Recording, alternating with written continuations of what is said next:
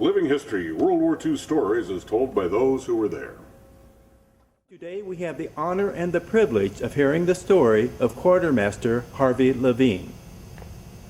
Quartermaster Levine was a sailor aboard the battleship South Dakota when it was badly damaged in two separate naval battles in the Guadalcanal campaign.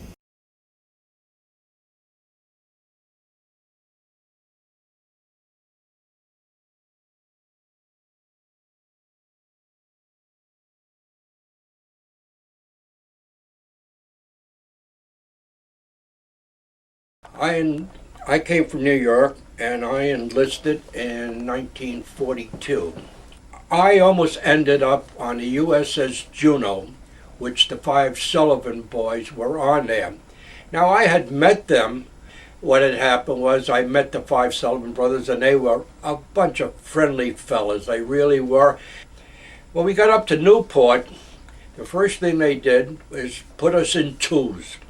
And we were marching down, and a chief put his arm in front of me, and I stopped. And everybody that went before me was the people that went on the USS Juno. And I almost ended on that ship. Sullivan boys were on Company 114, and I was in Company 115. That was really the last time that I ever saw the Sullivan brothers. But I will say this, before we went into combat in Guadalcanal, their skipper from the Juno said, came across to our ship, and of course, I being on a bridge, I heard everything. The captain asked our skipper if we can take a couple of the brothers, because there's 5 of them here, and if we can split them up. And of course our skipper said, of course. Well, anyway, about an hour or so later, a message comes across that they did not want to be split up. And believe it or not, unfortunately, the USS Juno was sunk the next night. My ship, which was the South Dakota, it was a battleship. It was BB-57. And it was commissioned just before the war actually started. And that's why we were a new ship. The first action that I was in was the Battle of Santa Cruz. I'm a helmsman, that's my battle station. And all of a sudden we got word that 300 bogies were coming in. Well, my heart went from up here down to my stomach. 300 planes were coming in. And first thing we did was, the task force was turn into the wind, launched all our planes to go ahead and intercept the bogies. Well, if you know that 300 planes are coming in, approximately, they're going to break through. And they did. And we shot down approximately, I think it was 32 aircraft.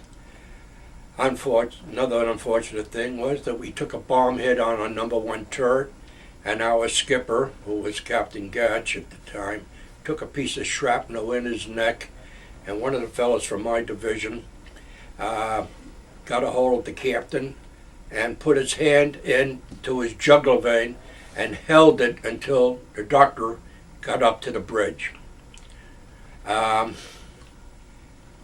The other shot, we took another bomb on our port side, and it hit a gun mouth, a 1.1. And at 18 years old, never really seen death in his whole life, I saw my buddies, who I came up with from Newport, with their heads blown off. These are things that never left me. Then the next battle was the Battle of Guadalcanal, Savo Island. We were supposed to go into take on troop ships that the Japanese were trying to land to regain Henderson Field at Guadalcanal. And when we got there, we picked up pips, and it turned out to be the Japanese fleet. As soon as that happened, we opened fire, they opened fire, and we lost 4 of our destroyers that was sunk. Believe it or not, in a minute and a half, they were sunk. And the Japanese did not have what they would call radar of any sort. And so they turned the searchlights on us. We were about 8,600 yards away. And they turned the searchlights on us, but they didn't know really how far we were. So they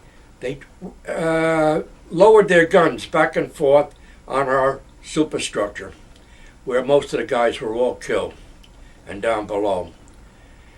We lost all our radar, we lost all our fire control, and we had no halyards. The only thing that we had, believe it or not, was flying the flag. The American flag was still up there, but everything else was shot away. That was at Guadalcanal. With my ship, I had 13 engagements with them. We bombarded Iwo Jima, Guam, Saipan, Okinawa, and every time we did that, we had kamikazes all the time coming down at us, especially at night. I was aboard that ship for 3.5 years and left it the day of the treaty was signed. And we were supposed to get the peace treaty signed aboard our ship because we were the most decorated ship during the Second War. But you know who was president? It was our friend Truman, and because he came from Missouri, the treaty was signed aboard the Missouri. But our ship was a great ship. Our speed, maximum speed, was about 30 knots, pretty fast for a battleship.